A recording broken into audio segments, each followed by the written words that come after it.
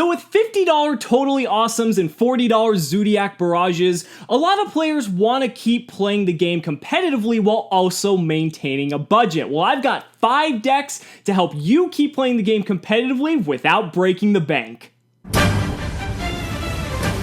Cimoooooooo! What's going on, guys? It's Cimo. It's a new month, it's a new ban list, it's a new format. It's time for the top 5 budget decks of April 2017. A little bit of background on this because I'm going and designing this video with the assumption that the top decks are going to be Paleozoic, Infernoid, and Zodiac, because even though Zodiac did take a little bit of a hit on the ban list, I still think it's going to be one of the top decks to beat moving into the April 2017 format. Now, a lot of these decks, you're not going to want to be playing them with cards like Pot of Desires or Dimensional Barrier because obviously those aren't exactly budget options, but you don't need those cards to play these decks. But if you happen to have them on hand, then obviously it's going to make your budget option that much better. And you can pretty much build all of the decks in this video for under $100 if you have staples lying around. But if you're building it completely from scratch, you're probably not going to have to spend more than $150. And compared to some of the crazy expensive decks in the meta as it is, that's an absolute bargain. So without further ado, let's get into number 5. And for number 5, we have Chainburn. Now, Chainburn went down on the list compared to last month because I had it so high because Zodiac was just running absolutely rampant in the format, and I felt that Chainburn had an exceptionally good matchup against Zodiac for a couple different reasons. I mean, first off, the amount of advantage that Zodiac is able to generate is absolutely crazy. And second off, because of the fact and the way that Chainburn functions, it made so many cards in the Zodiac archetype absolutely worthless. And so by making half of your opponent's deck worthless, it put you as the Chainburn player in such an advantageous position to just pretty much win the game. And with your opponent getting so much more advantage and basically accumulating a ton of cards that are absolutely worthless, it made cards like Secret Barrel and all these other different cards that Chainburn runs that much more effective. Now, with Paleozoic pretty much being the deck to beat this format, even though you can pretty much as a Paleozoic player chain any of your trap cards from the graveyard to the activation of any of the Chainburn cards,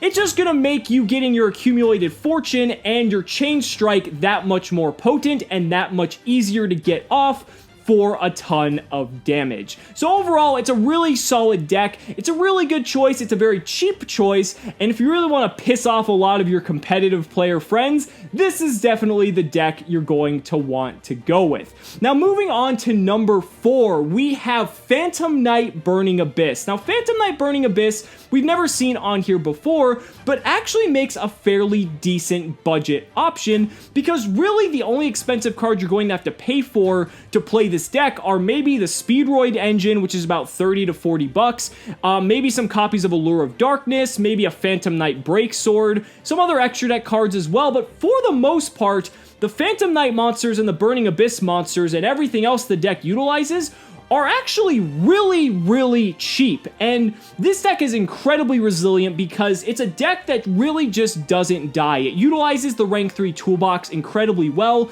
You've got cards like Dante, you've got access to cards like Beatrice, which is arguably one of the best Xyz monsters ever created. You've got Dante Pilgrim for when Beatrice dies, and you can really be very defensive with this deck and very offensive as well. The deck can OTK out of nowhere, but if you really need to be defensive, you can just get a Seer Dante loop going, and quite frankly, your opponent's going to have a very difficult time doing so.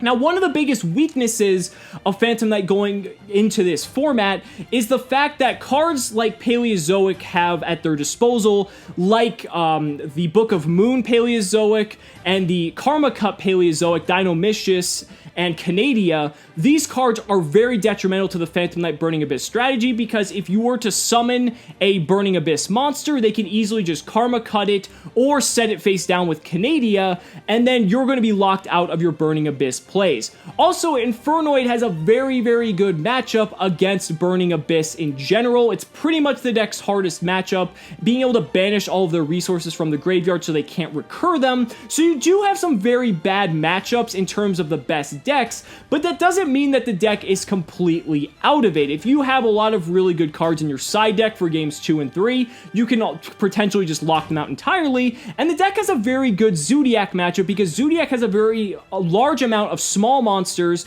that have very difficult time getting over cards like Skarm, Dante, Beatrice, and you can just pretty much use cards like Fiend Griefing to get rid of cards out of their graveyard, and cool tricks like that. And you also have access to Full Force Virus, which is one of the most underrated virus cards currently in play. So overall, the deck might have some bad matchups, and that's kind of why it's really low on the list, but if you ever wanted to play the deck, and if you want a really good option in terms of what it's capable of doing in terms of consistency and recursion, then Phantom Knight Burning Abyss is definitely for you.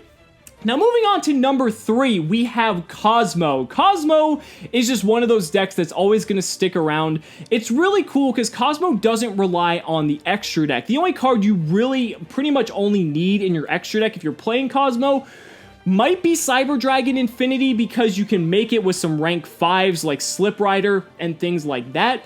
But other than that, the deck completely relies on its main deck, and it's got a really strong arsenal of monsters. You've got Cosmo Dark Destroyer, you've got Dark Eclipser for your Paleozoic matchup, you've got Forerunner, you've got Dark Lady, you've got all these different things, not to mention all the big ships can't be targeted by card effects, and when you're in a format where you've got Paleozoic and Zodiac still running around just everywhere, which have a ton of targeting effects, that just makes Cosmo all the better. And the fact that if they do manage to destroy your big ships, you can float down into smaller ships and pretty much keep going down the line. With cards like Max C now at 1, that makes Cosmo one of Cosmo's biggest weaknesses completely irrelevant. And it doesn't really care about a card like Interrupted Kaiju Slumber, Dark Hole, or Regeki, because they're just going to float and your opponent's not going to gain any advantage off of potentially being able to board wipe you. So the deck is really strong. It's already had some success on the regional level very early on in the format,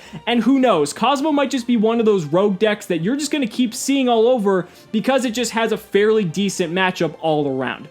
Now moving on to number 2, we have Domain Monarch. Now Domain Monarch's really cool because it's basically 3 structure decks and maybe 3 copies of Vanity's Fiend, which is only the most expensive part of your deck because the commons are sitting at around $9 to $10 a piece, because Vanity's Fiend is that fucking good. If you can manage to establish a Vanity's Fiend with either Domain of the True Monarch or March of the Monarch or any of these other combos that the deck is capable of doing, in a format where things are just so reliant on special summoning, especially Paleozoic, Infernoid, and Zodiac, you can just completely blow your opponent out of the water. And paired that with cards like Erebus for removal, Ether for disruption, as well as OTK potential, you've got a ton of draw power at your disposal if you want to run the Gofu Kuraz engine as well as Allure of Darkness. The deck doesn't need an extra deck. There's so many good things that just make this a budget player's wet dream, and you can pretty much build the deck for under $100. And hell, if you even wanted to go the extra mile, you could pay for 2 copies of Pot of Desires and probably still have the deck for maybe around $150 if you can manage to get a good deal. So, you know, a deck like that actually you can play on a budget and still play a card like Pot of Desires, that seems like a really good option in my view. Now, before we get to number 1, I do want to mention one honorable mention, and that is dinosaurs. Now, dinosaurs aren't going to become relevant till about the middle of the month when the dinosaur structure deck is released, and it does depend on cards like Dragonic Diagram, as well as the True King Masterpiece monster, because True King Dinosaur is currently the best deck in Japan. But I think even with the True King monsters from Maximum Crisis aside, the dinosaur deck is still incredibly powerful, just for buying 3 structure decks and a couple extra cards that you need to play the deck. I mean, the deck doesn't really need an extra deck. I mean, you can get a copy of Logia and Dolkov, which is really all you need for the most part, other than maybe a rank 4 toolbox.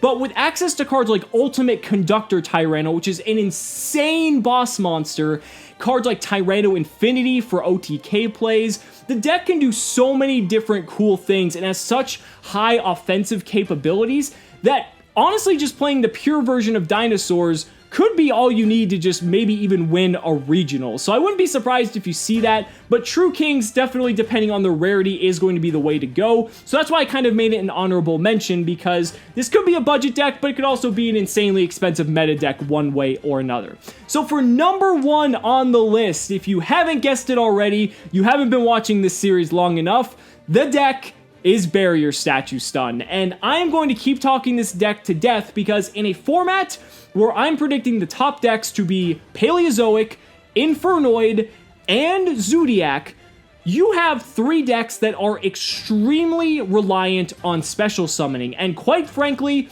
just summoning a monster that locks out special summoning entirely and setting a ton of back row to protect that monster can really be all you need to win a game. Paleozoic have very little outs if they're not able to special summon their Paleozoic monsters from the graveyard. Infernoid have little to no outs depending on the situation. And Zodiac have a couple outs, but you have with so much back row at your disposal to protect your Barrier Statue or your Fossil Dyna, it's going to be incredibly difficult for these decks to get around the Barrier Statue in general. The deck has seen competitive success at UDS Las Vegas, it's been topping regionals, it's been doing day 2s at YCSs. The deck has a proven track record in this current format. Now, things may change. People may move on to more normal summon reliant decks once True Kings and maybe even when Dinosaurs get released, but for the time being, Barrier Stun is still my number 1 pick for your top budget deck of April 2017, because you can still build the deck for around 100 to 150 bucks, depending on where you're at, because I've been telling you guys, Card of Demise has been at $20 for a long time, but now it's starting to go up in price, so if you haven't already bought them, that's the only card that's really super expensive in the deck as a whole, and if you can manage to get your hands on some Pot of Desires and cards like that as well, that's only going to make your deck even better if you want to stretch your wallet and go the extra mile. So guys, that's it for my top 5 budget decks of April 2017. Let me know down in the comments what you guys think are your best decks moving into this format. I'd really love to hear it. Thank you so much for watching the video. Be sure to like the video as always. Subscribe to the channel for more amazing Yu-Gi-Oh content, and also be sure to back me on Patreon, because just by pledging $1 a month, you're investing in my ability to continue bringing you amazing Yu-Gi-Oh content. So thanks so much again, and we'll see you next time.